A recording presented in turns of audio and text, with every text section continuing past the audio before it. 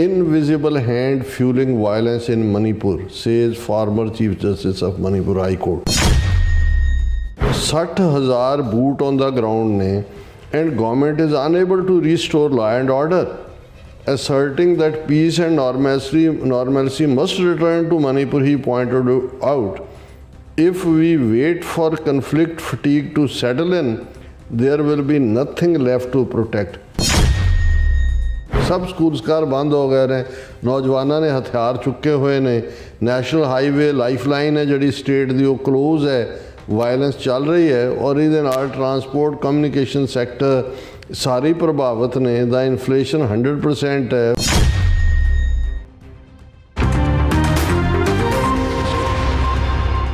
Viewers welcome back to programme viewers annual section ਵਿੱਚ ਆਪਾਂ ਗੱਲਬਾਤ ਕਰਨ ਜਾ ਰਹੇ ਹਾਂ ਕਿ ਮਨੀਪੁਰ ਦੇ ਸਾਬਕਾ ਚੀਫ ਜਸਟਿਸ ਸਿਧਾਰਥ ਮਲੀਦਲ ਨੇ ਕਿਹਾ ਹੈ ਕਿ ਮਨੀਪੁਰ ਵਿੱਚ ਹਿੰਸਾ ਥੰਮਣ ਦਾ ਨਾਂ ਨਹੀਂ ਲੈ ਰਹੀ, ਸੋ ਇਸ ਪਿੱਛੇ ਕਿਸੇ ਮੁਲਕ ਦਾ ਅਣਦਿਸਦਾ ਹੱਥ ਹੈ ਔਰ ਇਸ ਦਾ ਇਸ਼ਾਰਾ ਅਮਰੀਕਾ ਵੱਲ ਹੀ ਹੈ। ਸੋ ਦੂਸਰੇ ਪਾਸੇ ਯੂਰਪੀਅਨ ਯੂਨੀਅਨ ਨੇ ਮਨੀਪੁਰ ਵਿੱਚ ਕੁਕੀ ਈਸਾਈਆਂ ਦੇ ਖਿਲਾਫ ਕੀਤੀ ਜਾ ਰਹੀ ਹਿੰਸਾ ਦੀ ਸਖਤ ਲਫ਼ਜ਼ਾਂ ਵਿੱਚ ਨਿਖੇਧ ਕੀਤੀ ਹੈ। ਸੋ ਇਸ ਬਾਰੇ ਆਪਾਂ ਗੱਲਬਾਤ ਕਰਨ ਜਾ ਰਹੇ ਹਾਂ ਔਰ ਨਾਲ ਹੀ ਜਿਹੜੇ ਤੁਹਾਡੇ ਲਾਈਵ ਮੈਸੇਜ ਨੇ ਉਹ ਵੀ ਆਪਾਂ ਸ਼ੇਅਰ ਕਰਨ ਜਾ ਰਹੇ ਹਾਂ। ਸੋ ਅਸੀਂ ਚਾਹਾਂਗੇ ਕਿ ਤੁਸੀਂ ਇਸੇ ਤਰ੍ਹਾਂ ਬਣੇ ਰਹਿਣਾ, ਦੇਖਣ ਸੁਣਨ ਲਈ ਲਿਖਣ ਤਰ੍ਹਾਂ। ਸਭ ਦਾ ਬਹੁਤ ਬਹੁਤ ਧੰਨਵਾਦ ਜੀ। ਡਾਕਟਰ ਸਾਹਿਬ ਕੀ ਕਹਿਣਾ ਚਾਹੋਗੇ? ਦੇਖੋ, ਅਸੀਂ ਅੱਗੇ ਵੀ ਇੱਕ ਸੈਗਮੈਂਟ ਦੇ ਵਿੱਚ ਜ਼ਿਕਰ ਕੀਤਾ ਸੀ ਕਿ ਭਾਰਤ ਦੇ ਨਾਰਥ ਈਸਟ ਦੇ ਵਿੱਚ ਜਿੱਥੇ ਇੱਕ ਵੱਡੀ ਤਬਦੀਲੀ ਭਰਪ ਹੈ ਔਰ ਉਸ ਦਾ ਨਤੀਜਾ ਹੈ ਵੀ ਬੰਗਲਾਦੇਸ਼ ਦੀ ਲਿਬਰੇਸ਼ਨ ਇੰਡੀਅਨ ਯੋਕ ਚੋਂ, ਉਹਨਾਂ ਦੀ ਪੰਜਾੜੀ ਚੋਂ ਨਿਕਲਣ ਤੋਂ ਬਾਅਦ ਫਰੀडम ਮੂਵਮੈਂਟਸ ਵਾਪਸ ਖੜੀਆਂ ਹੋਈਆਂ ਔਰ ਭਾਰਤ ਨੇ ਉਹਨਾਂ ਦੀ ਮਿਨਿਸਟਰੀ ਆਫ ਹੋਮ ਅਫੇਅਰਸ ਨੇ ਤਿੰਨਾਂ ਸਟੇਟਾਂ ਦੇ ਵਿੱਚ ਰੀਇਨਫੋਰਸ ਕਰ ਦਿੱਤੀਆਂ ਨੇ ਉਹ ਸਾਰੀਆਂ ਹੀ ਪਾਬੰਦੀਆਂ ਜਿਹੜੀਆਂ ਕੁਝ ਸਮਾਂ ਪਹਿਲਾਂ ਉਹਨਾਂ ਨੂੰ ਲੱਗਦਾ ਸੀ ਕਿ ਵੀ ਇਹ ਹੁਣ ਸਾਡਾ ਪਰਮਾਨੈਂਟ ਜਿਹੜਾ ਅਸੀਂ ਕੁਐਸ਼ ਜਿਹੜਾ ਕਰ ਦਿੱਤੀ ਹੈ ਉਹਨਾਂ ਦੀ ਆਜ਼ਾਦੀ ਮੂਵਮੈਂਟ ਨੂੰ।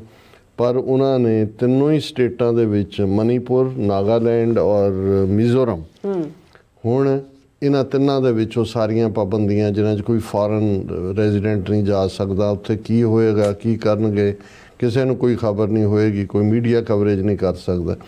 ਹੁਣ ਇਸ ਸਾਰੇ ਦੇ ਚੱਲਦਿਆਂ ਮਨੀਪੁਰ ਜਿੱਥੇ ਹੁਣ 1 ਸਾਲ ਤੋਂ ਜ਼ਿਆਦਾ ਦਾ ਵਕਤ ਹੋ ਗਿਆ, ਹਾਲਾਂ ਉੱਥੇ ਨਵਾਂ ਗਵਰਨਰ ਲਾ ਦਿੱਤਾ 2-3 ਸਟੇਟਾਂ ਦੇ ਗਵਰਨਰ, ਪਰ ਉਹਦੇ ਨਾਲ ਕੋਈ ਫਰਕ ਨਹੀਂ ਪੈਣ ਵਾਲਾ। ਜਿਸ ਕਿਸਮ ਦਾ ਉਹ ਬੀਜੇਪੀ ਦਾ ਚੀਫ ਮਿਨਿਸਟਰ ਲਾਇਆ ਹੋਇਆ, ਇਹਨਾਂ ਦਾ ਏਜੰਡਾ ਕੀ ਹੈ, ਹੋ ਕੀ ਰਿਹਾ, ਪਰ ਇਹਦੇ 'ਚ ਕੋਈ ਸ਼ੱਕ ਨਹੀਂ ਹੈ ਕਿ ਮਨੀਪੁਰ ਇਹਨਾਂ ਦੇ ਹੱਥ 'ਚੋਂ ਨਿਕਲ ਚੁੱਕਾ। ਬੰਗਲਾਦੇਸ਼ ਤਾਂ ਨਿਕਲਿਆ ਹੀ ਨਿਕਲਿਆ, ਬਿਲਕੁਲ, ਉਹ ਵੀ ਉਹਨਾਂ ਦੇ ਹੱਥ 'ਚੋਂ ਨਿਕਲ ਚੁੱਕਾ। ਔਰ ਇਹ ਗੱਲ ਮੈਂ ਨਹੀਂ ਕਹਿ ਰਿਹਾ, ਇਹਨਾਂ ਦਾ ਮਨੀਪੁਰ ਹਾਈ ਕੋਰਟ ਦਾ ਸਾਬਕਾ ਚੀਫ ਜਸਟਿਸ, ਜਿਹਨੂੰ ਉਹਨਾਂ ਨੇ ਇੱਕ ਜਸਟਿਸ ਮਰੀਦੁਲ ਉਹਦਾ ਨਾਂ ਹੈ, ਮਨੀਪੁਰ ਹਾਈ ਕੋਰਟ 'ਚ ਸਿਧਾਰਥ ਮਰੀਦੁਲ ਜਿਹੜਾ ਰਿਟਾਇਰ ਹੋਇਆ, ਉਹਨੂੰ ਇੱਕ panel discussion understanding the barriers of north East India and Manipur violence the way forward, ਇਹ ਉਹਦੇ ਲਈ ਸੱਦਿਆ ਸੀ। ਉਹਦੇ 'ਚ ਉਹਨੇ ਜੋ ਕਿਹਾ ਉਹ ਇਹਨਾਂ ਦੇ ਮੇਨ ਨਿਊਜ਼ ਏਜੰਸੀ ਨੇ ਹੈਡਲਾਈਨ ਲਾਈ ਹੈ, Invisible hand fueling violence in Manipur, says former Chief Justice of Manipur High Court. ਔਰ ਇਹ ਕਹਿ ਰਿਹਾ ਮਿਸਟਰ ਮਰੀਦੁਲ ਕਿ ਵੀ ਮੈਨੂੰ ਇਹ ਸਮਝ ਨਹੀਂ ਆਉਂਦੀ ਕਿ ਵੀ ਇਹ ਜਿਹੜਾ ਇਹਦੇ ਬਾਵਜੂਦ ਕਿ 60,000 ਫੌਜੀ ਮੌਕੇ ਤੇ ਨੇ, 60,000 whose hand is it not clear to me yet ਕਿ ਕੋਈ invisible hand fueling violence in Manipur, ਕਿ ਕੋਈ ਅਦ੍ਰਿਸ਼ ਹੱਥ ਉੱਥੇ ਆ। ਉਹਨੇ ਕਿਹਾ ਵੀ ਮੈਨੂੰ ਇਹ ਸਮਝ ਨਹੀਂ ਆਉਂਦੀ ਕਿ 60,000 ਬੂਟ ਔਨ ਦਾ ਗਰਾਊਂਡ ਨੇ and government is unable to restore law and order, asserting that peace and normalcy must return to Manipur. He pointed out, if we wait for conflict fatigue to settle in, there will be nothing left to protect. ਕਿ ਜੇ ਅਸੀਂ ਸਮਝੀਏ ਕਿ ਜੀ ਆਪਣੇ ਆਪ ਕੋਈ ਨਹੀਂ, ਕਿੰਨੀ ਕੁ ਦੇਰ ਹੋਏਗਾ, ਉਹਨੇ ਕਿਹਾ ਜੀ 60,000 ਬੰਦਾ ਵੀ ਉੱਥੇ ਪੀਸ ਨਹੀਂ ਲਿਆ ਸਕਿਆ, ਕੁਛ ਐਸਾ ਚੱਲ ਰਿਹਾ ਇਨਵਿਜ਼ੀਬਲ ਹੈਂਡ, ਇਹਨੂੰ ਸਮਝੋ, ਇਹਦੇ 'ਤੇ ਕੁਛ ਕਰੋ। ਔਰ ਇਹੀ ਗੱਲ ਦੂਸਰਿਆਂ ਨੇ ਵੀ ਜਿਹੜੀ ਉੱਥੇ ਉਹਨਾਂ ਦੇ ਪੈਨਲ ਦੇ ਵਿੱਚ ਆਏ, ਉਹਨਾਂ ਨੇ ਕਿਹਾ ਕਿ ਵੀ ultimately most public schools have been converted to relief centres and youth have taken up arms to protect life. ਸਭ ਸਕੂਲ ਸਕਾਰ ਬੰਦ ਹੋ ਗਏ ਨੇ, ਨੌਜਵਾਨਾਂ ਨੇ ਹਥਿਆਰ ਚੁੱਕੇ ਹੋਏ ਨੇ, ਨੈਸ਼ਨਲ ਹਾਈਵੇ ਲਾਈਫਲਾਈਨ ਹੈ ਜਿਹੜੀ ਸਟੇਟ ਦੀ ਉਹ ਕਲੋਜ਼ ਹੈ, ਵਾਇਲੈਂਸ ਚੱਲ ਰਹੀ ਹੈ ਔਰ ਇਹਦੇ ਨਾਲ ਟਰਾਂਸਪੋਰਟ ਕਮਿਊਨੀਕੇਸ਼ਨ ਸੈਕਟਰ ਸਾਰੇ ਹੀ ਪ੍ਰਭਾਵਿਤ ਨੇ। ਦਾ ਇਨਫਲੇਸ਼ਨ 100% ਹੈ, ਸਭ ਤੋਂ ਜ਼ਿਆਦਾ ਗਰੀਬ ਪ੍ਰਭਾਵਿਤ ਨੇ, ਹਾਈਵੇ ਸ਼ਟ ਨੇ। ਫਿਰ ਜਿਹੜੀ ਹੈ ਤੁਸੀਂ 에ਅਰਪੋਰਟਾਂ ਤੋਂ ਜਿਹੜਾ ਹੈ ਉਹ ਲਿਆਉਂਦੇ ਹੋ ਚੀਜ਼ਾਂ, ਔਰ 400% ਹਾਈਕ ਹੈ 에ਅਰ ਫੇਅਰਸ ਦੇ ਵਿੱਚ ਜਿਹੜੀਆਂ ਮਨੀਪੁਰ ਦੀਆਂ ਫਲਾਈਟਸ ਨੇ। 2 ਕਮਿਊਨਿਟੀ ਆਰ ਸਟਿਲ ਐਟ ਲੌਗਰਹੈਡ, ਜਿਹੜੇ ਮਾਈਤਾਈ ਹਿੰਦੂ ਨੇ ਔਰ ਕੁਕੀ ਕ੍ਰਿਸਚਨ ਨੇ, ਉਹ ਇੱਕ ਦੂਜੇ ਦੇ ਸਿਰ ਭੰਨਣ ਦੇ ਵੱਲ ਲੱਗੇ ਹੋਏ ਨੇ। ਔਰ the Manipur conflict sometimes appears to have been capitalised and politicised by certain elements, ਜਿਹੜੇ ਇਸ ਨੂੰ ਉਬਲਦਾ ਰੱਖਣਾ ਚਾਹੁੰਦੇ ਨੇ। ਇਹ ਜਿਹੜਾ ਜਾਮੀਆ ਮਿਲੀਆ ਇਸਲਾਮੀਆ ਯੂਨੀਵਰਸਿਟੀ ਦਾ ਪ੍ਰੋਫੈਸਰ ਹੈ ਮਿਸਟਰ ਅਮਰਜੀਤ ਸਿੰਘ, ਉਹਨਾਂ ਦਾ ਕਮੈਂਟ ਹੈ। ਔਰ ਇਸ ਸਭ ਦੇ ਚੱਲਦਿਆਂ ਅੱਜ ਹੀ ਸਾਨੂੰ ਵੀਰ ਸੁਖਜਿੰਦਰ ਸਿੰਘ ਬਾਜਵਾ ਹੋਰਾਂ ਨੇ ਯੂਰਪੀਅਨ ਪਾਰਲੀਮੈਂਟ ਦੇ ਵਿੱਚ ਜਿਹੜੀ ਮਨੀਪੁਰ ਨੂੰ ਲੈ ਕੇ ਡਿਬੇਟ ਹੋਈ, ਉਹ ਲਾਈਵ ਸੀ। ਮੈਨੂੰ ਇਹਨੇ ਕਾਪੀਰਾਈਟ ਦਾ ਹੋਣ ਕਰਕੇ ਅਸੀਂ ਉਹਨੂੰ ਦਿਖਾ ਨਹੀਂ ਸਕਦੇ, ਪਰ ਉਸ ਸਾਰੇ 'ਚ ਜੇ 6-7 ਸਪੀਕਰ ਅੱਡ-ਅੱਡ ਮੁਲਕਾਂ ਦੇ, ਕੋਈ ਨਾਰਵੇ ਦਾ ਸੀ, ਕੋਈ ਜਰਮਨ ਸੀ, ਕੋਈ ਫਰਾਂਸ ਸੀ, ਉਹਨਾਂ ਨੇ ਇੰਡੀਆ ਨੂੰ, ਮੋਦੀ ਨੂੰ ਉਹਨਾਂ ਨੇ ਕਿਹਾ ਇਹ ਗੱਲਾਂ ਬੜੀਆਂ ਲਾਰਜੈਸਟ ਡੈਮੋਕ੍ਰੇਸੀ ਦਾ ਇਹ ਉਹ ਕਰਦੇ ਨੇ, ਲੇਕਿਨ ਉੱਥੇ ਈਸਾਈਆਂ ਦੇ ਉੱਤੇ ਜ਼ੁਲਮ ਹੋ ਰਹੇ ਨੇ। ਮਨੀਪੁਰ ਦੇ ਵਿੱਚ ਜੋ ਚੱਲ ਰਿਹਾ ਹੈ ਇਹ ਆਪਣਾ ਸਾਬਤ ਕਰੇ ਉੱਥੇ ਕਿ ਭਾਈ ਜੋ ਉਹਨਾਂ ਦੇ ਕਨਸਟੀਟਿਊਸ਼ਨ 'ਚ ਲਿਖਿਆ ਫੇਅਰਨੈਸ ਔਰ ਜਿਹੜੀ ਹੈ ਉਹ ਰਿਲੀਜੀਅਸ ਮਾਈਨੋਰਟੀਜ਼ ਦੀ ਪਰਸੀਕਿਊਸ਼ਨ ਨਾ ਹੋਣ ਦੇਣਾ, ਉਹਨੂੰ ਇੰਪਲੀਮੈਂਟ ਕਰੇ। ਔਰ ਇਹ ਇਸ ਦੇ ਉੱਤੇ ਈਵਨ ਇੱਕ ਉਹਨਾਂ ਦੀ ਬੀਬੀ ਐਂਬਲੈਕਾ ਜਿਹਨੇ ਕਮੈਂਟ ਵੀ ਕੀਤਾ ਉਸ ਸਾਰੀ ਯੂਰਪੀਅਨ ਪਾਰਲੀਮੈਂਟ ਦੀ ਕਾਰਵਾਈ 'ਤੇ।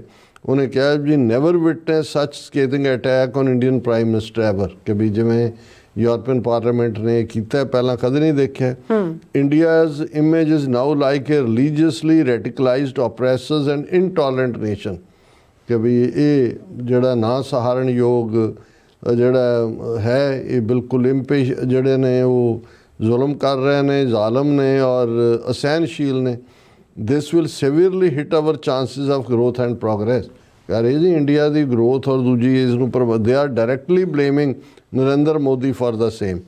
ਹੁਣ ਇੱਕ ਪਾਸੇ ਤਾਂ ਯੂਰਪੀਅਨ ਪਾਰਲੀਮੈਂਟ ਹੋਏ, ਅਮਰੀਕਾ ਹੋਏ, ਉਹ ਸਮਝ ਰਹੇ ਨੇ ਕੀ ਹੈ, ਪਰ ਕਿੰਨੀ ਸ਼ਰਮ ਦੀ ਗੱਲ ਹੈ ਕਿ ਭਾਈ ਉਸ ਮੋਦੀ ਨੂੰ ਹੁਣ 5ਵਾਂ ਮੁਸਲਮਾਨਾਂ ਦਾ ਮੁਲਕ, ਪਹਿਲਾਂ ਸਾਊਦੀ ਅਰੇਬੀਆ ਸੀ, ਫਿਰ ਬਹਿਰੇਨ ਸੀ, ਫਿਰ UAE ਸੀ, ਹੁਣ ਉਹ ਕੁਵੈਤ ਹੈ, ਜਿਨ੍ਹਾਂ ਨੇ ਉਹਨਾਂ ਨੂੰ ਹਾਈਐਸਟ ਆਨਰ ਮੋਦੀ ਨੂੰ ਸੱਦ ਕੇ ਦਿੱਤਾ ਹੈ। ਉੱਥੇ ਬੈਠਾ ਜਬਲੀਆਂ ਮਾਰ ਰਿਹਾ ਔਰ ਕਹਿ ਰਿਹਾ ਕਿ ਜੀ ਅਸੀਂ ਮੈਂ 43 ਸਾਲ ਬਾਅਦ ਉਹ ਪ੍ਰਾਈਮ ਮਿਨਿਸਟਰ ਹੈ ਜਿਹੜਾ ਆਇਆ ਤੁਹਾਡੇ, ਸਾਡੀਆਂ ਸਾਂਝਾਂ ਨੇ, ਸਾਡੀਆਂ ਸਿਵਲਾਈਜੇਸ਼ਨ ਦੀਆਂ ਦੂਜੀਆਂ, ਫਿਰ ਆਨਰ ਕਰ ਰਿਹਾ ਹੈ ਜਿਨ੍ਹਾਂ 2 ਮੁਸਲਮਾਨਾਂ ਨੇ ਰਾਮਾਇਣ ਤੇ ਮਹਾਭਾਰਤ ਨੂੰ ਟਰਾਂਸਲੇਟ ਕੀਤਾ ਹੈ।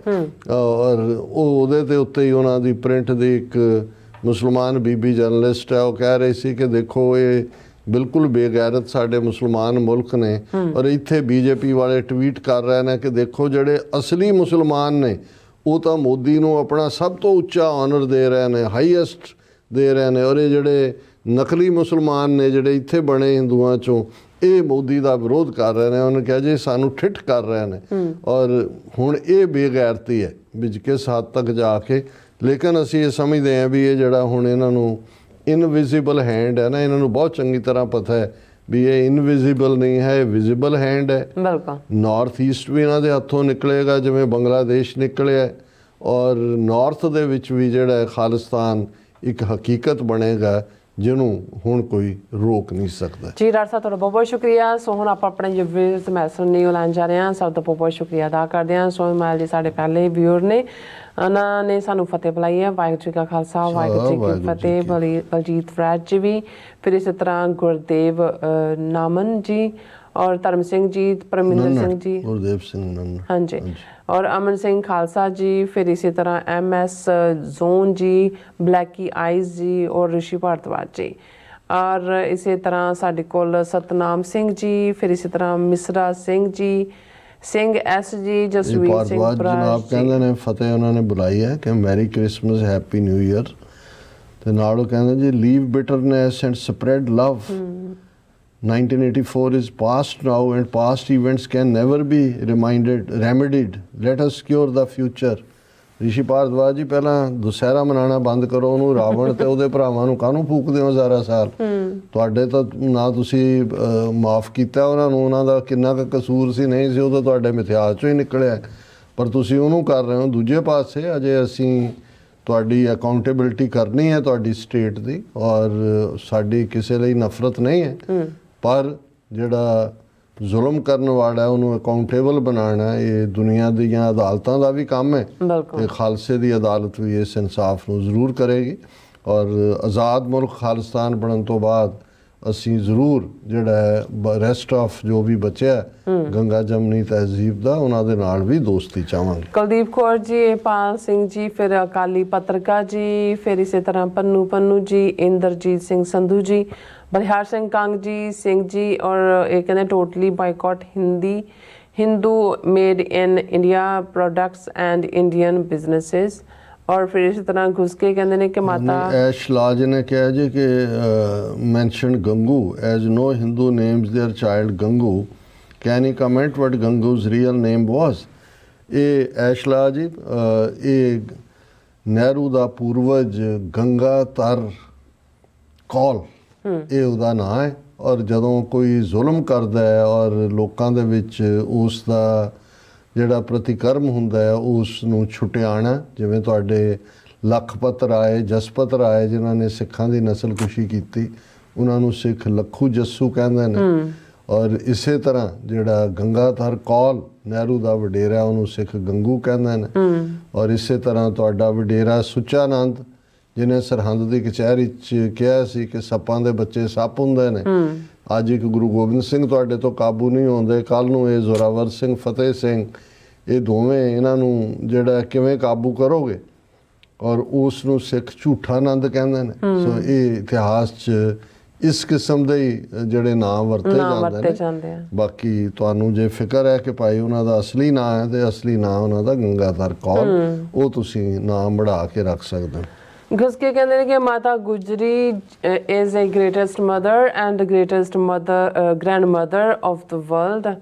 जसवंत कौर जी कहते 3 नौजवान मारे गए, डॉक्टर साहब पंथ बहुत दुखी हैं। हाँ जी, आप डिस्कस किया है, वेरी सैड न्यूज़।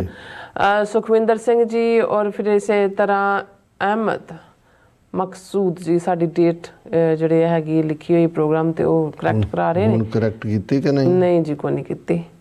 ਫਿਰ ਇਸੇ ਤਰ੍ਹਾਂ ਬਲੈਕੀਆ ਗੇਮੀਆ ਜੀ ਵੀ ਔਰ ਮਨਪ੍ਰੀਤ ਸਿੰਘ ਜੀ ਵੀ ਔਰ ਇਸੇ ਤਰ੍ਹਾਂ ਰਾਜਿੰਦਰ ਜੀ, ਫਿਰ ਇਸੇ ਤਰ੍ਹਾਂ ਕੁਲਵਿੰਦਰ ਸਿੰਘ ਜੀ ਔਰ ਸਤਨਾਮ ਢਿੱਲੋਂ ਜੀ। ਇੱਕ ਨੇ ਸਾਰੇ ਧਰਨੇ ਪ੍ਰਦਰਸ਼ਨ ਛੱਡ ਕੇ ਸਿੱਖ ਕੌਮ ਨੂੰ ਇਕੱਠੇ ਹੋਣਾ ਪਊ ਜੇਕਰ ਆਪਣਾ ਵਜੂਦ ਬਚਾਉਣਾ ਹੈ ਤੇ ਨਹੀਂ ਤੇ ਮੌਤ ਸਿੰਘਾਂ ਦੇ ਸਿਰ ਤੇ ਖੜੀ ਹੈ। ਔਰ ਫਿਰ ਇਸੇ ਤਰ੍ਹਾਂ ਸਿੰਘ ਗਰਚਾ ਜੀ, ਜਸਵੰਤ ਸਮਰਾ ਜੀ ਸਾਨੂੰ ਸਾਰਿਆਂ ਨੂੰ ਫਤਿਹ ਬੁਲਾਉਂਦੇ ਨੇ। ਜੋਰਾ ਰਾਏ ਕਹਿੰਦੇ ਨੇ ਕਿ ਟ੍ਰੈਂਟ ਫਰੈਂਕਸ ਕਹਿੰਦੇ former congressman have Khalistan as an independent country today ਦਸੰਬਰ 2024। ਉਹਨਾਂ ਦਾ ਸ਼ਾਇਦ ਇੰਟਰਵਿਊ ਸਤਲੁਜ ਟੀਵੀ ਤੇ ਹੈ। ਔਰ ਟ੍ਰੈਂਟ ਫਰੈਂਕਸ ਹਮੇਸ਼ਾ ਵੋਕਲ ਰਹੇ ਨੇ ਰਿਲੀਜੀਅਸ ਫਰੀडम ਦੇ ਉੱਤੇ ਵੀ, ਔਰ ਹੁਣ ਇਹ ਸਾਬਕਾ ਕਾਂਗਰਸਮੈਨ ਨੇ। ਵੈਲਕਮ, ਉਹਨਾਂ ਨੇ ਖਾਲਿਸਤਾਨ ਦੀ ਹਮਾਇਤ ਕੀਤੀ ਹੈ।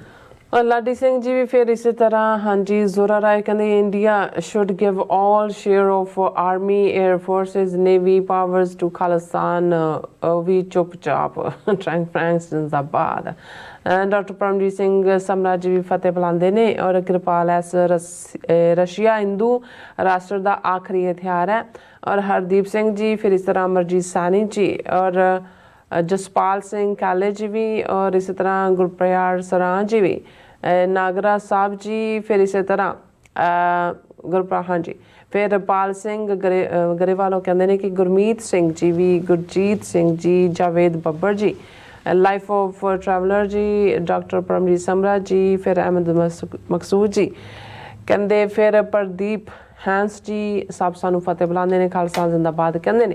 सब का बहुत बहुत शुक्रिया। सो इस तरह अपने व्यूज को लेने इजाजत। व्यूअर्स सारे प्रोग्राम का समा इत्थे मुकदा। तुसीं अपने राय ते सुझाव सानू भेजना भुलना साडे इस पते ते SOSHTV ते असीं अपना प्रोग्राम लैके फिर दोबारा तुहाडे रूबरू होवांगे।